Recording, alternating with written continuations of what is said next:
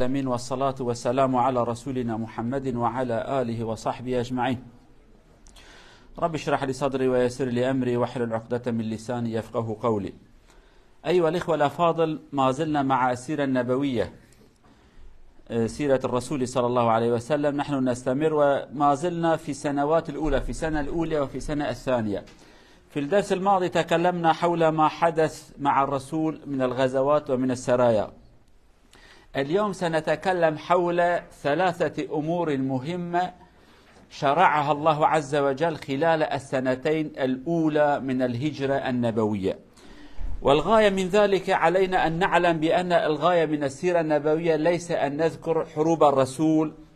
وقتاله، من قتل، من قتل، من استشهد، من استشهد، من ذهب، من رجع. ليس الغاية هكذا. الغاية كل ما يتعلق بحياة الرسول صلى الله عليه وسلم، لأن في حياته الحرب والسلم، الزواج والنكاح والطلاق والتجارة والصلح مع الناس والمسائل العائلية والاجتماعية ومع الجيران وأمور أخرى كثيرة يتعلق بحياة الرسول صلى الله عليه وسلم، لأنه هو الذي طبق القرآن، وهو الذي قال الله عز وجل في حقنا أو لنا: اتبعوه ولكم في رسول الله أسوة حسنة. لذلك علينا أن نتناول كل ما يتعلق بحياة الرسول من الأمور الاجتماعية والأخلاقية والاقتصادية وما إلى ذلك. برايد عزيز،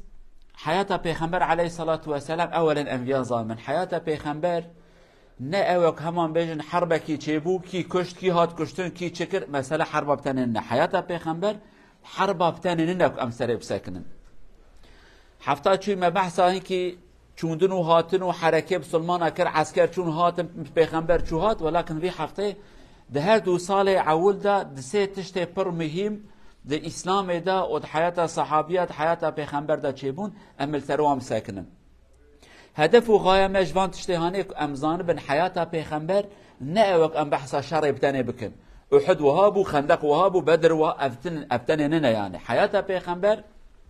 شر، صلح، تجارت، زواج، جنانین، جنبردانه، مسئله نابرا میروجنا، مسئله نابرا جیران و جیرانا، تجارت اسلامی چیه، اخلاق مسلمان چواه. پیغمبر وان تشتا چواد کرد. اوان نقطه که اما بیجنجی یک بی یک رب عالمش اسلامی روش مسلمان را دشان و دین اسلام پی تمام دبو. وزانه کلپیچه، کلپیچ طوله، یعنی کفر بلوک یک بی یک ددان سرهب. یعنی پیغمبر پشته که هجرت چی کرد، هر ماه کی یا جی ساله کی یا جنبش چند مهاجره کی حکم کی دهات. حتی که دین اسلام سال پاشین پیغمبر چو حجه خدا گو الیوم اکملت لکم دینکم، من ایرو دین و تمام کرد. یک بی یک دهاتن. یعنی سال عوده مثلا روزی فرض نبو، زکات فرض نبو، حج فرض نبو. این کی تشت عراق و خوارن هجا حلال بو، هناك تشتي وساكن. وحتى رب العالمين إذن دا حلال كرو، حرام كرو، فرض كرو، تشتي وساكن وكر. اما في حفتها نجد سه تشتي مهم دنافرة دي صالة دا كهاتنا فرض كرن وهاتنا قانون كرن جبون مسلمانا. اما بحث وان بكن. الأمر الأول الذي حصل خلال السنوات أو السنتين الأولى، الرسول صلى الله عليه وسلم بعدما هاجر إلى المدينة كان يتجه إلى بيت المقدس في الصلاة. القدس الآن موجود بيت المقدس تحت الاحتلال. الرسول كان يتجه إلى هذه البيت للصلاة. لا ندري هل الله عز وجل أمره أم كان اجتهادا من الرسول صلى الله عليه وسلم، أم كان الرسول صلى الله عليه وسلم يسير على شرع الأنبياء السابقة إلا أن أتى الله بشرع جديد. لا ندري. ولكن الرسول كان يتجه خلال 16 شهرا إلى بيت المقدس وهو في المدينة. وبعد ذلك الرسول صلى الله عليه وسلم كان يحب أن يوجهه الله عز وجل إلى بيت المقدس، إلى مكة المكرمة، إلى بيت الله الحرام يعني. فالله عز وجل خلال آيات كثيرة يذكر يقول الرسول بأنك تريد أن أوجهك إلى قبلة، سأوجهك. ووجهه الله عز وجل إلى بيت المقدس، إلى الكعبة. هذا حصل أول الأمر. بعد عدة شهور الله عز وجل أمر الرسول بأن يتجه إلى مكة، إلى أن يتجه إلى بيت الله الحرام. هذا أول ما حصل وأول تشريعات الكبيرة، وسنقول ماذا حصل بعد قليل إن شاء الله. اوی اول کو یک جوان تشته چیبو مهم دو تاریخ اسلام دا دش 15 مه اول دا پیغمبر صلی الله علیه و سلم هاوی کو گلک شما هم دزانن پیغمبر پشته کو هجرت کرد مکه چون مدینه وقت لمشت کرد بر خدا قدسه بر خونه دا مکه 16 مه اول پیغمبر علیه الصلاة و سلام بر خدا قدسه پیغمبر بر خدا قدسه لمشت کرد پشته 16 مه درباس بو پیغمبر هر دم تخواست کو قد کعبه ورق هرتن پیغمبر تخواست کو به بیت الله الحرام به قبله ابراهیم علیه السلام پیغمبر چما بر خدا قدسه ام صد وی نزانن عجبا پیغمبر اجتهاد کرد یا جی خدا جرا گوتو ته وها بکی یا جی شریعت حضرت موسی و حضرت عیسی که دوام بکی حتی خداش قانون کینوش پیغمبر را بشینه ام نزانه مسئله چی ولکن تشتی که امزان پیغمبر وقت لمش کرد بر خدا قدسه لی پیغمبر هر دم تخواست قبلاوی جدا به دین کینو یا جی پیغمبر کینو شریعت کانو اوانه بری تشتی شریعت خدا نیشتن یهودی و خریستیان دین خود پرچه کرن پیغمبر تخواست مسلمان تایبت به تدی کردید بجن ناسنامه بجن کیملک ناسنامه مسلمان یعنی کی ناس کرن یا ناسنامه توی ناست کی ناسنامه مسلمان بلی به یعنی از مسلمانم صریحت ابن مسلمانم تدی مثلا چی عربه کی دستینی یا تلفونه کی دستینی او عربه او تلفون پروگرام اوی هي پروگرام خوشید که صریحت ابنی پروگرام جیران اشترا ناینه یعنی تخصیص مرسدس دستینی موتوروی مرسدس دیرکسیون ای مرسدس نظام چی مادام که شریعت اسلام شریعت کانویا قبلاوی جی گرب سری خوب و حلال و حرامی هر تشتوی سری خو پیغمبر دخواست مسلمان برچعبابن هر تشتوی کافر نافد یا جی اهل کتاب نافد نمینن پشت 16 ماه خدا عز وجل آیتشان گو امزانن ده هر دم دعات کی قد نرى تقلب وجهك في السماء معناه ابه هر دم دو یا ربی قبلك طیبت بدی من خدا عز وجل پشت 16 ماه گو بره خوبدن بیت الحرام بره خوبدن مکه قبله هات گوهرتن قبله هات گوهرتن جمع تماشا کن چی امتحان تداد چی بو معنی بیشن تغيير القبلة كان امتحان وابتلاء لأن اليهود كانوا ينتظرون فرصة ليهاجموا على المسلمين وهناك من دخل في الإسلام ربما عن ضعف إيمان فحينما غير الله القبلة حتى يميز الله الخبيث من الطيب حتى نفرق بين الذي إيمانه صادق وغير صادق حتى نفرق لأن الامتحان دائما نحتاج إليه تحتاج دائما أن تختبر الناس حتى ترى من الصادق من الكاذب في الامتحانات في المدارس المعلم دائما يحتاج إلى أن يعمل اختبارات صغيرة حتى يفرق من يهتم بالدرس ومن لا يهتم فالله عز وجل حينما غير هذا حصل فرق كبير أو تمييز بين اليهود والمنافقين وبين من هو مخلص في الإيمان لأن اليهود بدأوا مع المنافقين ينشرون الفتنة وقالوا للمسلمين طيب أنتم اتجهتوا إلى القبلة الجديدة فما بال من مات وهو يتجه إلى بيت المقدس فالله عز وجل قال وما كان الله ليضيع إيمانكم قال خلاص يعني هذا إذا قال الله اعمل هذا وبعد قال اعمل هذا الأمر كله بيد الله عز وجل الله لا يضيع هذا أي لم يذهب عملهم سدى فهذا كان امتحان وكان ابتلاء من الله عز وجل وقد نجحوا في ذلك وميز الله الخبيث من الطيب هذا أول الأمر كما قبلها تقوارتن حكمتش حكمة بيات شيء امتحان وزانتنا تسته يعني يك يهودي بشكي تعبي خو قرتبون وهات كرن يعني فرصة أكيد قارن هنا كيجي أمجوانات بجي منافق هنا كي كاتبون إسلامي ولكن يجا قارب نببون جوان مصلحة وفايدة كي كاتبون إسلامي يكش قانون خدا جي هي خدا هردم امتحان كإنسانا جبون مير ونمير ديار بن ظلام ونظلام صادق وكاذب إنسان درست وإنسان ندرست بونه جهورن قطاندن يعني امتحانك يتنبت تشزاني يك دوسته نه يعني وقت پريته هبن قالك دوسته هنا و پريته شو قال جا كي پريته هرا تر جين كيسان ار بجي کا پرب دمن كي دوسته كني نه دوسته جبون ديار ببه وقت پريته يشكون هر کس براده دوسته تلك لكاتو تپرد ديوان محتاجه تشكين عليك پريته قديه وی وقت هنه تچی بردریات گری کی دته و کی نادته دویدا پرسکریک دوام تکر پشت خدا جی قبله دا گوهرتن فتنه کی درکت بلبله چه بو چه قبله هانه و اف چه دینه هانه و اف چه مواکینو بو فتنه کی دست بکر خدا جی جاره جار کی هنک امتحان و فتنه چید که جبون انسان راس و انسان دروات کن جهف دیار ببن خدا قانت باليميز الخبيث من الطيب خدا بجاش بونه خراب وباش هفقت امتحان ابا معنوي قال لك ايات انا خدا بجا امتحان كنج بونه هر کس انه بکی راست و کی نراسته کی خودی ایمانک راسته کی خودی ایمانک راسته خدا هر دمان امتحان که کشفت که ابي امتحانك بو حتى هنا كيشخون بون كافرش دين دركتن وهنا كاجي فتنه شكر ايه قلت تمام قالوا مسلمان ما فهم كير هو تفكرني ما فهم كير ايه ليوان اكو بري وان القدسي بو مرن اوي جواب بن بري خنا دام قبلانو ايه اوي جواب خدا جواب انجدا خدا گو است ایمان و عبادت و عمل کس کی برادای نابم والا نه خدا گوتیه ویا توکا خدای کر خدا گو ویا ست وکا خدات کی مهم گهداری کرنا امر خدایه ویا فهم بکن مهم نه کیفات چوا خواست دویدا خدای عالم عز وجل درس وان دوان دویدا زمان وانات قد کره اویا دوان چند یعنی سال اول سال نیو یعنی مگو 16 ماه تقریبا سال و چند ماه پیغمبر برای خدا قصه داویه گوهرت اویا امتحان اول بو امتحان اول درکت و براستيج مسلمان پر بسر كاتن ذي امتحانه ده قازانش كنا انا مسألة كي جوانا بيجن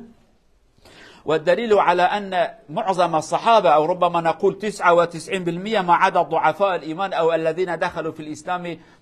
من أجل مصلحة ما عداهم نجحوا في الامتحان الرسول رباهم تربية صحيحة إلى درجة هم كانوا في الصلاة بعضهم كان يصلي صلاة العصر ولم يسمع بتغيير القبلة فبعدما سمعوا بأن الله عز وجل أمر المسلمين بأن يتجهوا إلى بيت الله الحرام اتجهوا قبلتهم وهم في الصلاة والذي يذهب إلى العمرة يذهب إلى المدينة يذهب إلى أحد المساجد واسم المسجد مسجد القبلتين هذا هو الإيمان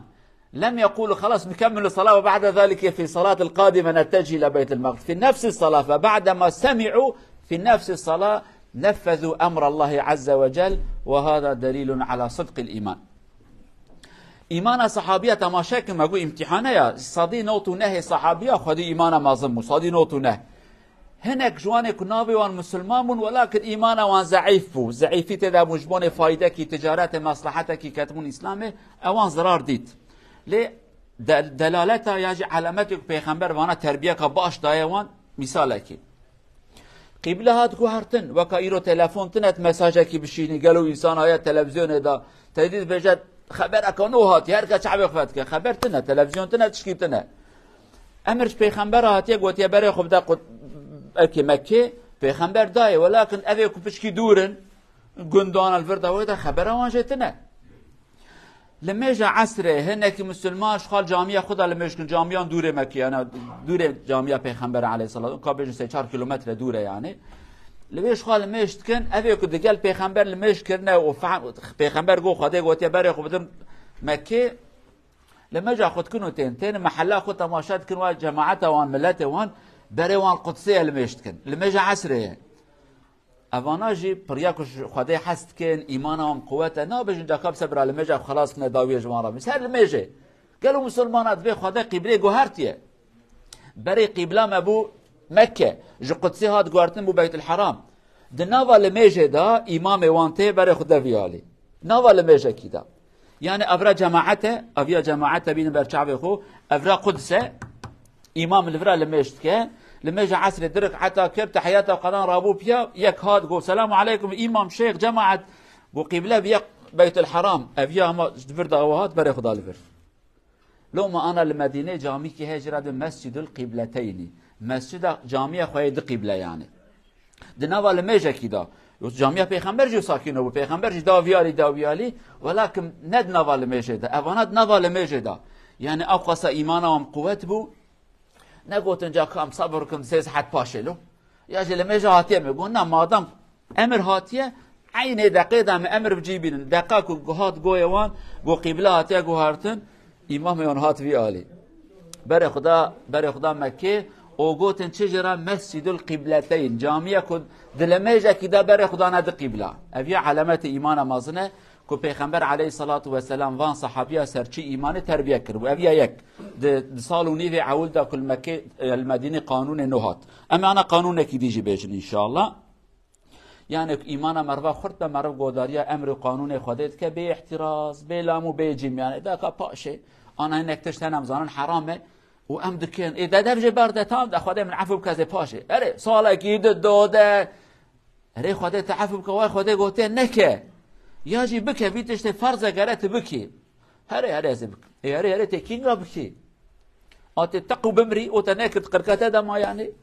لميج ناكه روجي ناكره ناجه حجه ياجي حراميد كه تشتكي خديجه تشتات كه يعني في شكل يعني ايمان قوه ابن ايمان قوه تجاره كده بجا سرسري من سرچعوي كردي واد من سرسرا سرچعوا يعني.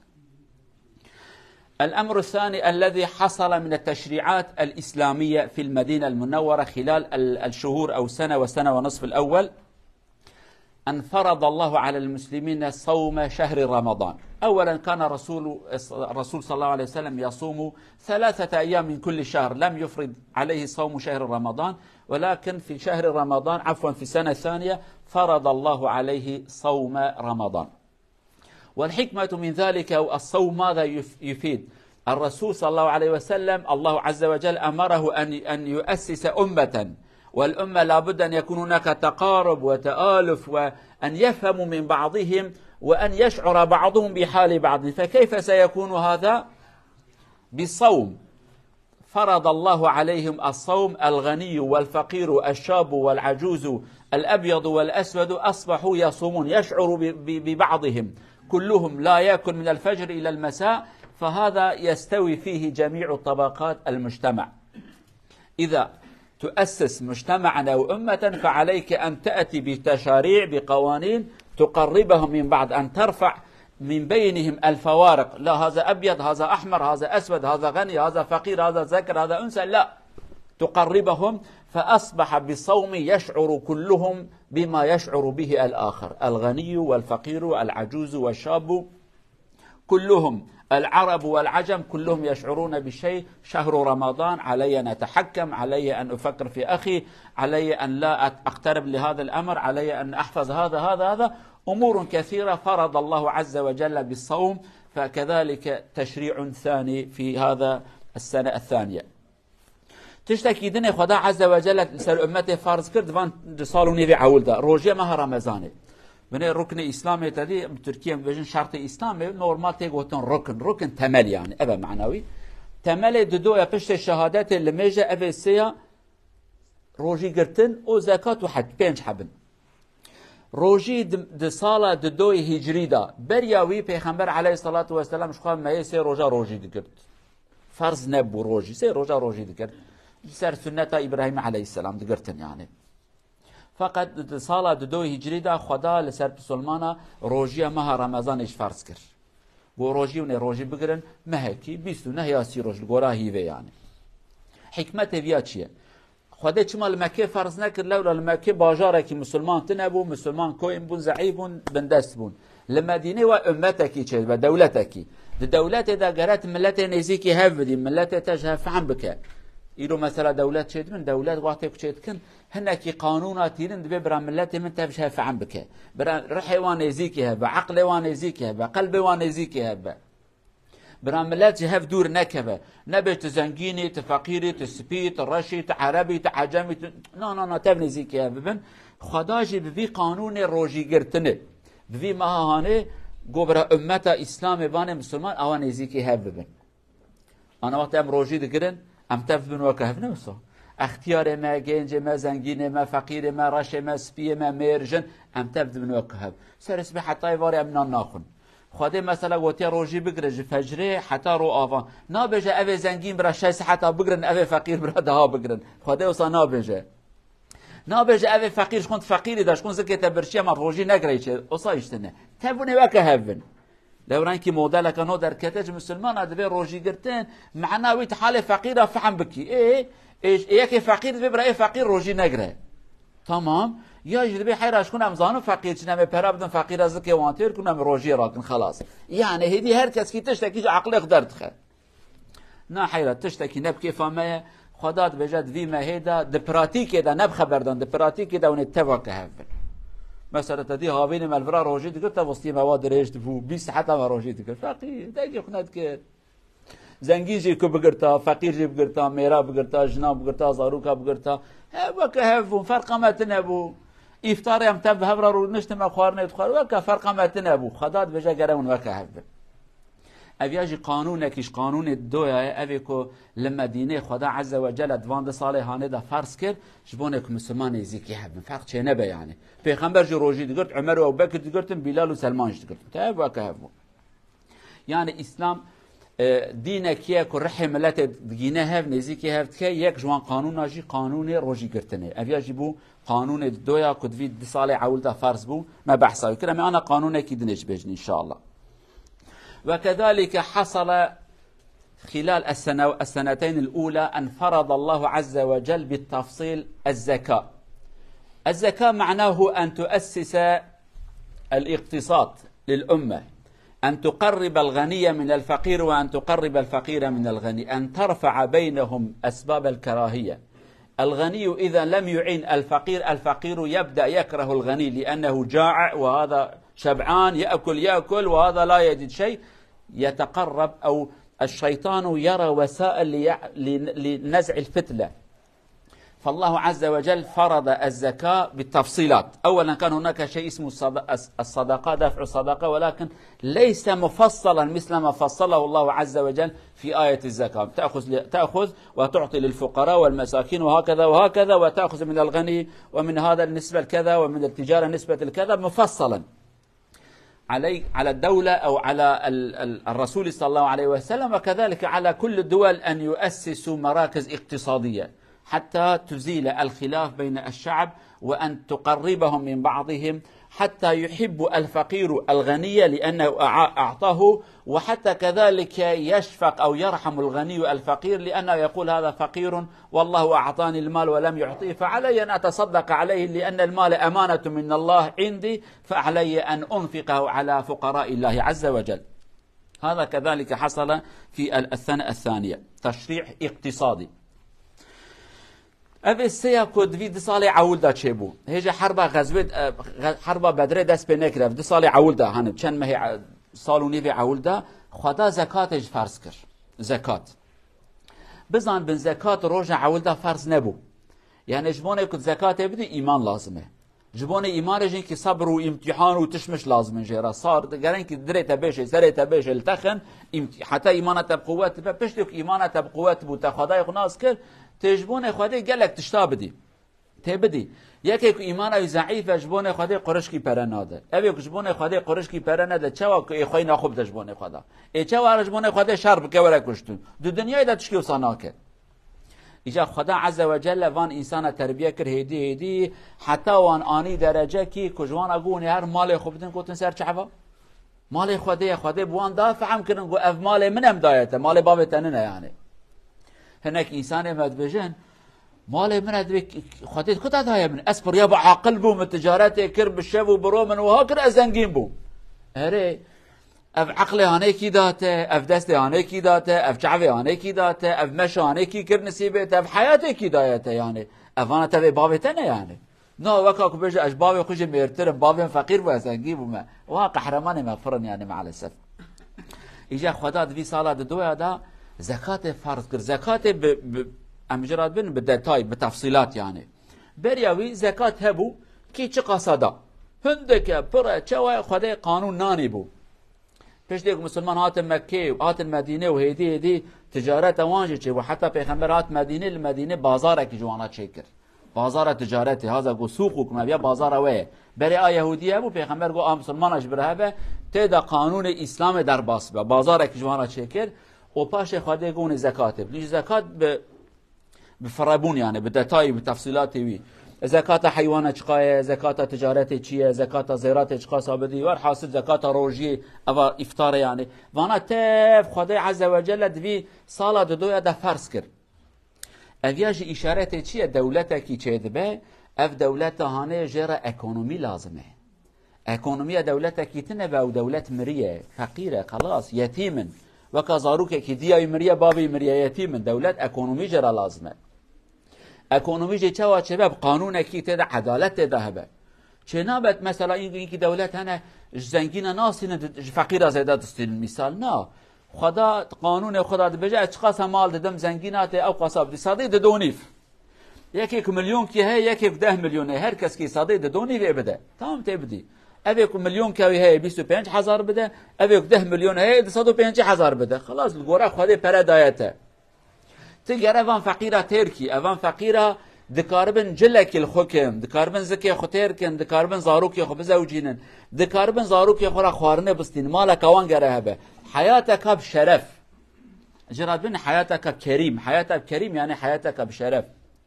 حياتك بشرف چیه جلته هي جل جناته هي خورنته هي خورنا زاروكته هي مالك تده هي تتدب كبي خو ابي حياتك بشرف ابا يعني اسلام ما تبي حياتك مره چك اسلام ما تبي جهنم تكري تدمري بمره نه اسلام نه افدي نهانه حياه كريما كو خداش مرات بجه اف حياته هانه اکونومی اسلامی اف و گره زنگین هنک مال خودم فقیره حیوانات هي تبدي پرت هي تبدي دکانات هي تبدي ور حاصله کلام دویت هنه بزنت هنه مریشک شی تهبن زرعت هي نو کنیس که هنه تهر کی زکات ای بدی جیران ته برازکی وتربه ابیاجی قانون ددویه پشت روجی خدا عز وجل سر مسلمان فرض کرد و اویاجی یک شرط اسلامی رکن اسلامی یعنی مگو 5 حب تمل اسلامی یعنی شهاده خدا بگو محمد رسولی علیه الصلاة و السلام لمش کرن زکات و روجی وانا و تقریبا 4 حب حج بتنه ما حج داویه من بیشن 4 حب شرط اسلامی چه بون یعنی هدی بنای اسلامی آوای اسلامی هدی وای تمام دبن شهاده عالی کیدا لمج عالی کیدا زکات عالی کیدا روجی عالی کیدا ما حج اوجی چند سال پاش خدا ویجی فرض بکه به فرض بون زکات خدا مسلماناتی سنزی کی هف کرد زنگین و فقیر پشکی رحمه لهفت کن یعنی حساب که جیران تتیرت برچی نان تتنه ته چند روزا صبر بکی زاروک تتچن در و پلا وانتنه لو سول نگه وانداتنه جله وانتنه تحزینه زاروکی جیران تجی هر تشتیوان مدل تف مارکنه یعنی حتی کینگای زاروکی تحمل بکن حتی کینگی یعنی امسر خوب بیشتم امی چند روزت کارمن تحمل بکن هاده ام ظلامن مفعم کن ام صبر و تحمل کن زاروکی تا 5 سال و 7 سال و 10 سال تحمل ناکه کچکا تا چدر و فقیر جلی قطاندینه کبنن و جیران تجی هر تشتیوی مدل ان مدل نونه یعنی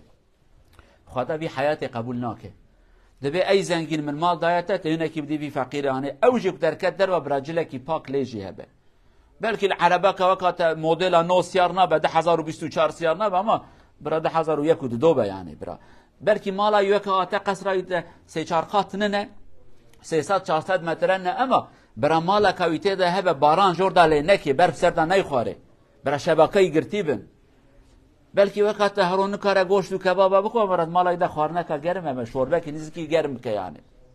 اسلام اوه یعنی اقتصاد دولت اکونومی دولت که وی شکلیت آوا کرن و خدا جی عز و جل وی شکلی یعنی هدی دولت اسلام ده آوا کرن اوانایش حتی سال دو هجا خلاص نبیه خدا عز و جل بیاجی فرض کرد که هنه کی مسلمان دولت وان امت وان عقل وان فکر وان نزیکی هبه و اکونومی وان جی باش ببه كو خدا عز وجل عمر دريش بقت حفتاتي ده اجا من بحث هناك شرط وحرب وتشتد يمكن ان شاء الله حتى حفتاتي امانتي خدا بن خدا عز وجل محافظه كبسترين ان شاء الله الى ان نلتقي في الجمعه القادمه ابقوا تحت حفظ الله ورعايته ان شاء الله استودعكم الله عز وجل.